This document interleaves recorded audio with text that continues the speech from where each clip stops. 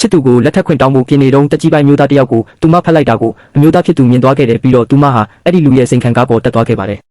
အမျိုးသားဟာသူ့ချစ်သူကိုငွေမက်တဲ့မိန်းမလိုမှားယွင်းတွေးတောမိသွားတယ်ဒေါသတကြီးနဲ့ပဲဘာစကားမှမပြောဘဲနှုတ်မဆက်ပဲထွက်ခွာသွားခဲ့ပါတယ်၃နှစ်ကြာပြီးနောက်မှာတော့အမျိုးသမီးဟာကုမ္ပဏီတစ်ခုမှာအလုပ်တင်အဖြစ်လုပ်ကိုင်နေခဲ့တယ်တရက်မှာတော့ဖောက်တဲ့တယောက်နဲ့တွေ့ဖို့ကုမ္ပဏီကသူမကိုဆေးလွတ်ခဲ့ပါတယ်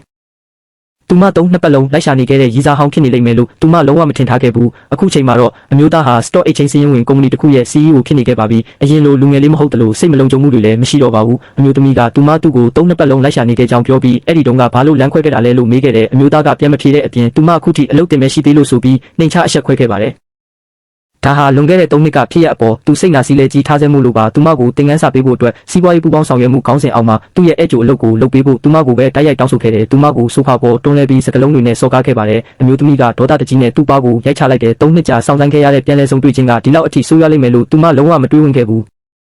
သူမအထွက်မှာတော့အမျိုးသားရဲ့လက်ရှိချစ်သူရောက်လာခဲ့ပါတယ်သူမကအမျိုးသမီးကိုပါရိုက်ပြီးသူ့ကိုမြှုပ်ဆွဲနေတယ်လို့ဆွဆွဲခဲ့တယ်အမျိုးသားကတော့ဘာမှမလုပ်ပဲအေးဆက်ဆက်ကြည့်နေခဲ့ပါတယ်အမျိုးသမီးဟာသူ့အပေါ်လုံးဝစိတ်ပြတ်သွားပြီးရင်ခွဲမတက်ခံစားချက်နဲ့ထွက်ခွာသွားခဲ့တယ်တရက်အလုပ်ဆင်းချိန်မှာတော့အမျိုးသမီးဟာအမျိုးသားရဲ့အရင်ဆုံးတငယ်ချင်းနဲ့မတော်တဆဆုံမိခဲ့ပါတယ်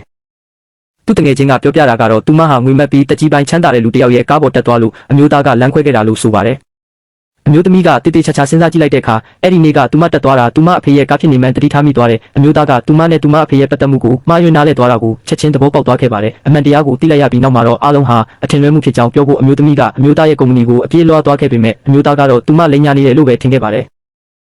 သူမစိတ်ထိခိုက်အောင်လို့သူဟာလက်ရှိချစ်သူကိုပဲချစ်တာဖြစ်ပြီးနောက်မှလည်းသူမကလွဲလို့ဘသူ့ကိုမှလက်ထပ်မှာမဟုတ်ဘူးလို့တောင်ပြောခဲ့တယ်၃နှစ်အတွင်းမှာသူလုံးဝပြောင်းလဲသွားပြီဆိုတာကိုအမျိုးသမီးနောက်ဆုံးတော့သိလိုက်ရပါပြီသူမစိတ်ပြတ်အားလျော့စွာနဲ့ထွက်ခွာလာခဲ့တယ်ဒီဖြစ်ရဲ့ကြောင့်အမျိုးသားဟာစိတ်ညစ်ညစ်နဲ့အရက်ဆိုင်မှာတယောက်တည်းတောက်နေခဲ့တယ်အဲ့ဒီအချိန်မှာသူ့တငယ်ချင်းရောက်လာပြီးသူ့မိသားစုကချမ်းသာတဲ့လူတစ်ယောက်ရဲ့သမီးနဲ့နိုင်ငံရေးအရာအိမ်အောင်ဖက်အဆင်ပြေအောင်စီစဉ်ထားကြောင်းနဲ့နောက်နေ့မှာတွားတွေ့ဖို့ပြောခဲ့တယ်အမျိုးသားကသဘောတူခဲ့ပါတယ်နောက်ရက်မှာအမျိုးသားဟာစားတောက်ဆိုင်ကိုရောက်လာခဲ့တယ်အဲ့ဒီချမ်းသာတဲ့လူရဲ့မျက်နှာကိုမြင်လိုက်ရတဲ့အခါသူအလွန်တုန်လှုပ်သွားခဲ့ပါတယ်ဒါဟာလွန်ခဲ့တဲ့3နှစ်ကအမျိုးသမီးတက်သွားခဲ့တဲ့ကားပိုင်ရှင်ချမ်းသာတဲ့လူဖြစ်နေလို့ပါ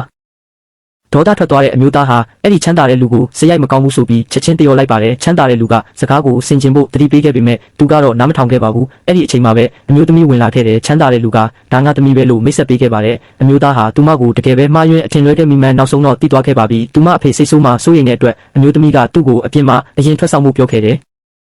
သူထွက်သွားပြီးနောက်မှာတော့အမျိုးသမီးဟာဆူလျာရစ်ပတ်ချင်းကိုတိုက်ရိုက်ဖျက်သိမ်းလိုက်ပါတယ်အမျိုးသားကသူမကိုအထွက်မခံပဲလက်ကိုချက်ချင်းဖမ်းဆွဲခဲ့ပေမဲ့အမျိုးသမီးကတော့သူ့အပေါ်လုံးဝစိတ်ကုန်သွားခဲ့ပါပြီသူမလက်ကိုအတင်းယုံဖယ်ပြီးလှည့်ထွက်သွားခဲ့ပါတယ်